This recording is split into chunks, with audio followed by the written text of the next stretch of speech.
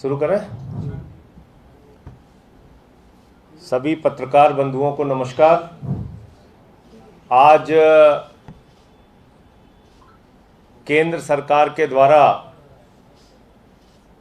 सदन का सत्र शुरू होने से पहले की सर्वदलीय बैठक बुलाई गई थी और उस बैठक में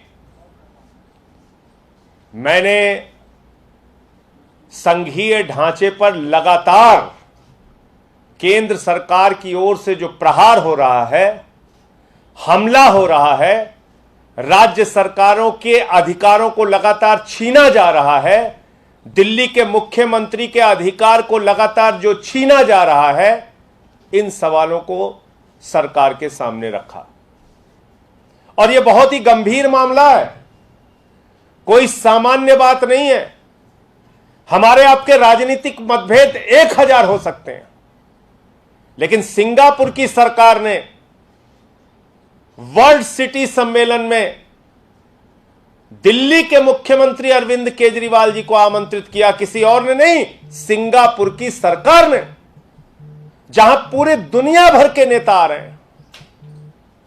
और उन्होंने बुलाया दिल्ली के सरकार के मुख्यमंत्री अरविंद केजरीवाल को, कहा आइए और दिल्ली मॉडल के बारे में बताइए, दिल्ली मॉडल के बारे में बताइए। वो दिल्ली मॉडल जिसको संयुक्त राष्ट्र संघ के पूर्व महासचिव बान की मून जी देखने आते हैं, वो दिल्ली मॉडल, जिस दिल्ली मॉडल को नॉर्वे के पूर्व प्रधानमंत्री देखने आते हैं, वो दिल्ली मॉडल जिसको देखने के लिए दुनिया के सबसे विकसित देश अमेरिका के राष्ट्रपति की पत्नी आती है, उस दिल्ली मॉडल को जानने और सुनने के लिए सिंगापुर की सरकार ने अरविंद केजरीवाल को बुलाया और कहा कि मुख्यमंत्री जी आइए और दुनिया के मंच पर दिल्ली मॉडल के बारे में बताइए। इस बात की तो प्रसन्नता होनी चाहिए थी प्रधानमंत्री जी को, इस बात की तो खुशी होनी चाहिए थी भारत की सरकार को कि कम से कम हिंदुस्तान में एक सरकार तो ऐसी है जिसको अंतर्राष्ट्रीय मंच पर आमंत्रित किया जा रहा है, सिंगापुर बुलाया जा रहा है। लेकिन बजाय इसके अरविंद केजरीवाल से डरने वाले नरेंद्र मोदी जी, अरविंद केजरीवाल के दिल्ली मॉडल से डरने वाले नरेंद्र मोदी जी ने अरविंद केजरीवाल को यात्रा की अनुमति नहीं दी। क्यों नहीं दी? क्योंकि उनका एक फर्जी मॉडल है नरेंद्र मोदी जी का, जिसका कष्ट पूरा देश भोग रहा है, महंगाई के रूप में, बेरोजगारी के रूप में। उनका एक फर्जी मॉडल है गुजरात का, जहां बाढ़ के कारण पूरा का पूरा गुजरात आज त्राही त्राही कर रहा है, हाईवे की सड़कें टूटी पड़ी हुई हैं। एक फर्जी मॉडल है नरेंद्र मोदी जी का, और उस फर्जी मॉडल के खिलाफ अरविंद केजरीवाल का एक असली सच्चा जनता के लिए काम करने वाला मॉडल है। यह नकली बनाम असली का खेल है। नकली दिखाकर देश की जनता को मूर्ख बनाने का जो डमरू बजा रहे हैं नरेंद्र मोदी जी, यह अंतरराष्ट्रीय मंचों पर इसका खुलासा न हो जाए, इसलिए अरविंद केजरीवाल से डर लगता है, अरविंद केजरीवाल के मॉडल से डर लगता है, और इसलिए अरविंद केजरीवाल को यात्रा की अनुमति नहीं दी जा रही। एक निर्वाचित और 3 बार के निर्वाचित मुख्यमंत्री को, 1-2 बार नहीं, 3 बार के निर्वाचित मुख्यमंत्री, जिन्होंने 1.25 महीने से अर्जी दे रखी है कि मुझे सिंगापुर में जाके अंतर्राष्ट्रीय मंच पे दिल्ली मॉडल के बारे में बताना है, मुझे कृपा करके अनुमति दे दीजिए। प्रधानमंत्री जी, आप शायद याद नहीं कर रहे होंगे या भूल गए होंगे, आपको याद नहीं होगा, आप अमेरिका जा रहे थे, आपको अमेरिका का वीजा नहीं मिला, पूरे दिन रात आप रोया करते थे, और तब पूरे देश ने इसकी आलोचना की कि एक निर्वाचित मुख्यमंत्री को कम से कम वीजा तो मिलना चाहिए। और आप वही काम केजरीवाल जी के साथ कर रहे हैं। उनको सिंगापुर जाने की अनुमति नहीं दे रहे हैं, क्यों डरते हो आप केजरीवाल से? क्यों डरते हो केजरीवाल के मॉडल से? क्यों डरते हो आप अरविंद केजरीवाल अंतर्राष्ट्रीय मंच पे जाके दिल्ली के शिक्षा के बारे में, स्वास्थ्य के बारे में, बिजली के बारे में, पानी के बारे में, माताओं बहनों की फ्री बस की यात्रा के बारे में बताएंगे? क्यों डर लगता है आपको? आप इतना डरते हैं कि हर रैलियों में आजकल एक ही प्रलाप कर रहे हैं, फ्री रेवड़ी, फ्री रेवड़ी, फ्री रेवड़ी। अरे चिंता मत कीजिए मोदी जी, रेवड़ी क्या होती है अभी मैं बता रहा हूं आपको। रेवड़ी आपने कैसे बांटी है ये मैं आपको बता रहा हूं। और ये रेवड़ी बांटी है आपने अपने मित्र अडानी जी को। 72,000 करोड़ रुपए का लोन माफ करके आपने अपने मित्र अडानी जी को रेवड़ी बांटी है। 72,000 करोड़ रुपए का लोन माफ करके 72,000 करोड़ का लोन माफ करके आपने अपने मित्र अडानी को एक रेवड़ी बांटी। उसके बाद आपने एक आरटीआई के जरिए आपकी सरकार ने जानकारी दी है, मेरी जानकारी नहीं है, ये एक शख्स है, उन्होंने सरकार से पूछा जिनका नाम है प्रफुल्ल सारदा जी। प्रफुल्ल सारदा जी ने पूछा कि भाई आपकी सरकार ने कितने लोगों का लोन माफ किया है? तो भारत की सरकार ने बताया, नरेंद्र मोदी जी की सरकार ने बताया, आप फिगर सुनेंगे चौंक जाएंगे, 11 लाख करोड़ रुपए का लोन माफ किया है। 11 लाख करोड़ रुपए का लोन माफ किया है। देश को तबाह कर दिया, दिवालिया कर दिया है, बैंकों को खाली कर दिया। तो अपने पूंजीपति मित्र अडानी जैसे मित्रों को आप रेवड़ी बांट रहे हैं प्रधानमंत्री जी, पूरा देश आपको देख रहा है। 11 लाख करोड़ रुपए की रेवड़ी आपने बांट दी। आपको नौजवानों को रोजगार देना होता है तो आप कहते हैं पैसा नहीं है, महंगाई कम करनी होती है तो कहते हैं पैसा नहीं है, पेट्रोल डीजल का दाम कम करना है तो कहते हैं पैसा नहीं है, गैस के सिलेंडर का दाम कम करना है तो कहते हैं पैसा नहीं है। लेकिन अपने पूंजीपति मित्रों का 11 लाख करोड़ रुपए का लोन माफ कर दिया। यह बैंकों में किसका पैसा जमा है? कर्मचारी का है, आम आदमी का है, नौजवान का है, किसान का है, मजदूर का है, माताओं बहनों का है, छोटे व्यापारियों का है। और वो पैसा निकाल निकाल के अडानी जैसे चंद पूंजीपतियों को आप बांट रहे हैं। और जब वो कर्जा चुका नहीं पाते तो आप माफ कर देते हैं। 11 लाख करोड़ रुपए माफ कर दिया आपने। ये है रेवड़ी जो आपने अपने पूंजीपति मित्रों को बांटा है। और ये मैं नहीं कह रहा हूं, आपकी सरकार ने बताया, बाद में मत कहिएगा संजय सिंह ने आरोप लगाया था। आपकी सरकार ने बताया, आरटीआई की जानकारी के जरिए बताया। और मैं बताता हूं रेवड़ी क्या है। एक कंपनी है DHFL, ये कंपनी है DHFL जिसने बैंकों से 34,000 करोड़ रुपए का लोन लिया। वो फिगर बाद में और निकल के आया, कुछ उसमें और बढ़ा है, 42,000 करोड़ रुपए का फिगर आया है। 17 बैंकों से पैसा लिया DHFL ने, 17 बैंकों से पैसा लिया, 34,000 करोड़ रुपए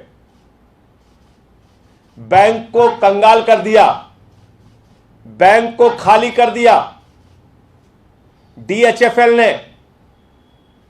और बाद में जब उसकी पड़ताल की गई कि भाई ये DHFL कौन है, ईडी ने इस पे कोई कार्रवाई क्यों नहीं की, सीबीआई ने इस पे कोई कार्रवाई क्यों नहीं की, तो पता चला ये तो भाजपा वालों के दोस्त हैं। 27 करोड़ रुपए चंदा दिया है भारतीय जनता पार्टी को। देश की सबसे बड़ी पार्टी, दुनिया की सबसे बड़ी पार्टी का दावा करने वाली, अपने आप को दावा करने वाली भारतीय जनता पार्टी को DHFL ने 27 करोड़ रुपए का चंदा दिया है। और उसके बदले में नरेंद्र मोदी जी की सरकार ने 34,000 करोड़ रुपए बैंकों का लुटवा दिया। इस कंपनी से कहा डाका डाल के लूट लो, लुटवा दिया 17 बैंकों का। तो नरेंद्र मोदी जी, इसको कहते हैं रेवड़ी, इसको कहते हैं लेन देन, इसको कहते हैं एक हाथ ले दूसरे हाथ दे। एक हाथ से 27 करोड़ का चंदा लिया भाजपाइयों ने और दूसरे हाथ से कहा बैंकों को लूट डालो, 34,000 करोड़ रुपए लूट लिया। और रेवड़ी बताता हूं, अडानी, इनको तो आपने देखा होगा, किसी भी एयरपोर्ट पे जाइए, पहले लिखा रहता था भारत सरकार का एयरपोर्ट, अब लिखा रहता है अडानी का एयरपोर्ट। लखनऊ में उतरिए अडानी का एयरपोर्ट, किसी भी एयरपोर्ट में उतरिए अडानी का एयरपोर्ट। पिछले दिनों जयपुर गया, अडानी का एयरपोर्ट, जोधपुर गया, अडानी का एयरपोर्ट। तो ये अडानी को एयरपोर्ट दिया नरेंद्र मोदी जी ने, औने पौने दामों में एयरपोर्ट की महंगी जमीनें दे डाली। सुनिए किसको रेवड़ी, इस देश की जनता को पता चलना चाहिए किसको रेवड़ी बांट रहे हैं मोदी जी। तो जब सब जमीन मिल गई उनको, तो अडानी ने कहा भाई जमीन दे दिया, अब हम इसमें बनाएंगे कैसे, इंफ्रास्ट्रक्चर कैसे हम बनाएंगे। बोले चिंता मत करो, हम लोन दिला रहे हैं तुम्हें, हम गारंटी लेंगे तुम्हारी। 12,000 करोड़ रुपए, 12,000 करोड़ रुपए का एसबीआई से लोन दिलाया। एसबीआई ने गारंटी ली, अगर ये नहीं चुकाएंगे हम चुकाएंगे हुजूर, चिंता मत करना। 12,000 करोड़ रुपए एसबीआई की गारंटी पे लोन दिलाया। ये हो रहा है इस देश के अंदर। और आगे रेवड़ी बताता हूं मैं। आज मैंने सर्वदलीय बैठक में यह मुद्दा भी उठाया। मैंने कहा भाई इंडिया का कोयला राज्य सरकारों की बिजली कंपनी को, जहां पर थर्मल पावर प्लांट है या केंद्र सरकार के थर्मल पावर प्लांट जहां पर हैं, इंडिया का कोयला उनको मिलता है 3,000 रुपए प्रति टन। 7 दिसंबर 2021 को मोदी जी की सरकार मीटिंग करती है राज्य सरकारों के साथ और कहती है आपको 10% कोयला विदेशों से खरीदना पड़ेगा। तो जब वो विदेशों कह रहे थे, मैंने उसी समय कहा था कि विदेशों का मतलब है अडानी से खरीदना पड़ेगा। तो मेरे ऊपर कई लोग सवाल उठाए कि अभी तो खरीदा नहीं, आप लोग तो तुरंत चिल्लाने लगते हैं। तो वही बात सच साबित हुई। राज्य सरकारों से कहा कि 10% कोयला आपको जबरन खरीदना ही पड़ेगा, नहीं खरीदोगे तो तुम्हारे यहां कोयला भेजना केंद्र सरकार बंद कर देगी। और आपको याद होगा कि 2 महीने पहले हल्ला मचाया गया, कोयले का संकट, कोयले का संकट, कोयले का संकट। यह है कोयले का संकट। पता कर लीजिएगा, आप सब बुद्धिजीवी पत्रकार हैं। 32% कोयले का प्रोडक्शन हिंदुस्तान में बढ़ा है। आप लोग भी पत्रकार हैं, जान लीजिए आपके जेब पर भी लूट होने वाली है। 2 रुपए यूनिट बिजली के दाम बढ़ेंगे, यह समझ लीजिए आप। भारत की कोल इंडिया कंपनी का प्रोडक्शन 32% बढ़ा है, यह ऑन रिकॉर्ड है। कोल सेक्रेटरी ने बताया है, इस बात की जानकारी दी है। कोल इंडिया की वेबसाइट पे आप जाके चेक कर सकते हैं। तो जब भारत का कोयले का उत्पादन 32% बढ़ा है, तो आप अडानी से कोयला क्यों मंगा रहे हैं?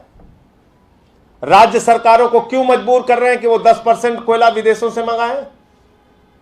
जब हमको 3,000 रुपए टन भारत का कोयला मिलता है, तो आप अडानी का कोयला 30,000 रुपए टन क्यों मंगवा रहे हैं? क्यों मंगवा रहे हैं विदेशों से आप? कोल इंडिया ने अभी टेंडर किया है, जो टेंडर अडानी को मिला, जो मेरा शक था वो सही साबित हुआ, अडानी को मिला। अडानी की विदेशों में कोयला की खदानें हैं। इसको कहते हैं नरेंद्र मोदी जी रेवड़ी बांटना अपने मित्र को। आपने 3,000 टन कोयले की जगह 30,000 रुपए टन भारत के राज्य सरकारों से दिलवाने की योजना बनवा दी। इसको कहते हैं रेवड़ी।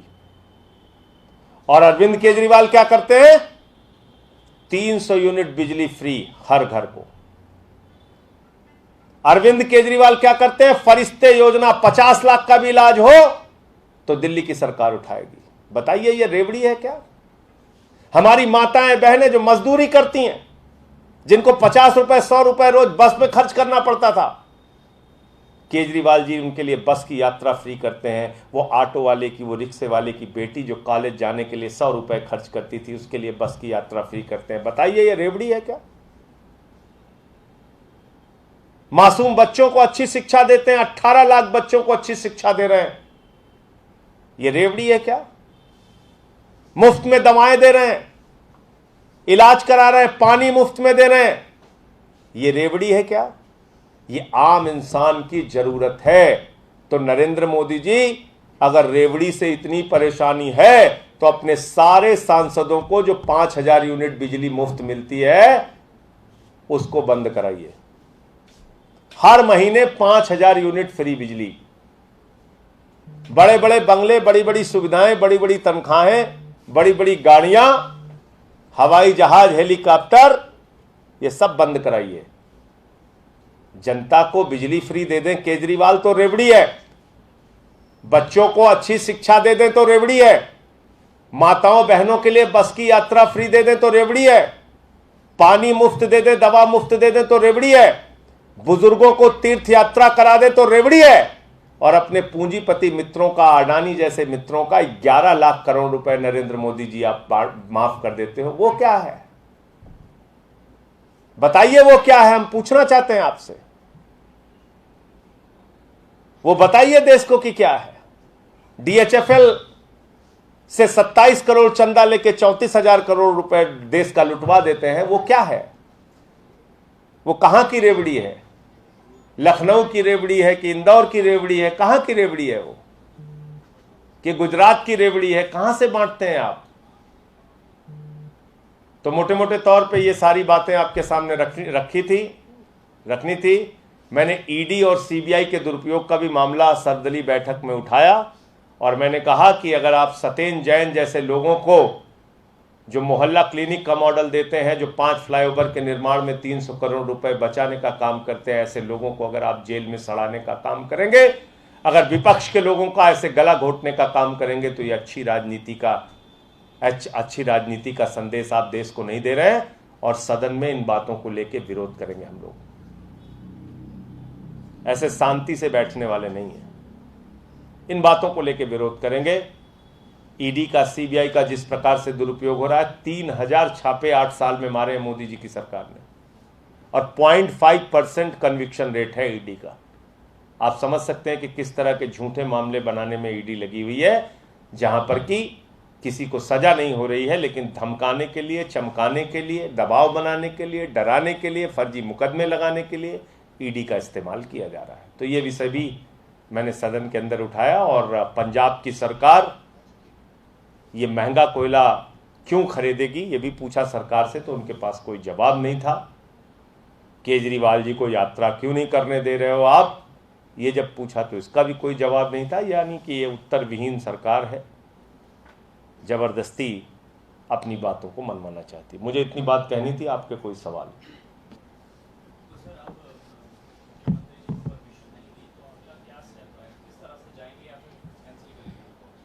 नहीं, कल से सदन चल रहा है, कल से इस मुद्दे को देश की संसद में भी उठाएंगे।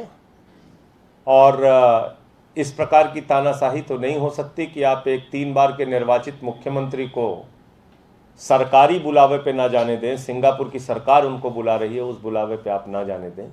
इस प्रकार की दादागिरी का आचरण तो कतई हम लोग बर्दाश्त नहीं करेंगे और अपना पूरा विरोध दर्ज कराएंगे इस मुद्दे। मैंने आपको कहा ना कि एक नकली मॉडल है नरेंद्र मोदी का, एक असली मॉडल है केजरीवाल का। तो ये लड़ाई नकली बनाम असली की है।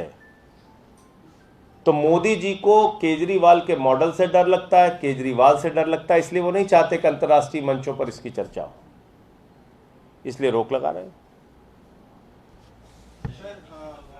उपराष्ट्रपति पद के लिए विपक्ष की बैठक हो रही है, आप जाएंगे उसमें? एक सवाल। दूसरा ये कि क्या किसको समर्थन रहेगा? देखिए, जैसे राष्ट्रपति के चुनाव में आप लोगों की एक हर प्रेस कॉन्फ्रेंस में एक सवाल होता था कि किसको करेंगे, किसको करेंगे, और अंत में पार्टी ने निर्णय लिया।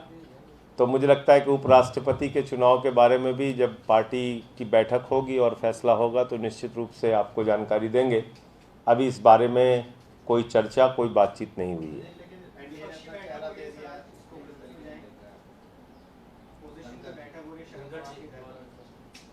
नहीं, उस बैठक में हम लोग नहीं शामिल हो रहे हैं। और रहा सवाल जिसको उन्होंने बनाया है कैंडिडेट एनडीए ने, उनका तो लगातार विवाद चल रहा है टीएमसी के साथ। तो एक राज्यपाल के तौर पे उनकी अपनी भूमिका कई सवालों के घेरे में रही है।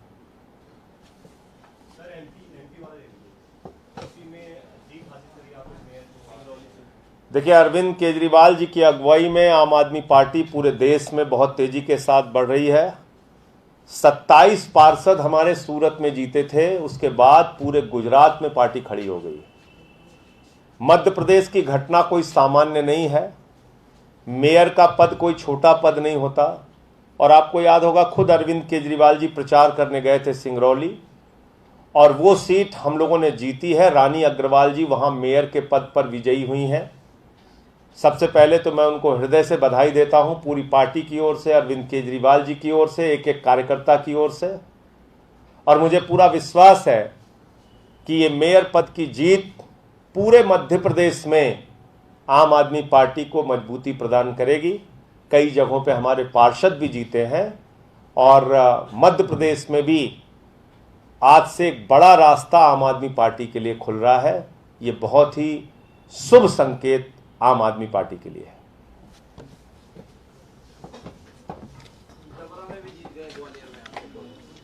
दो जीत गए।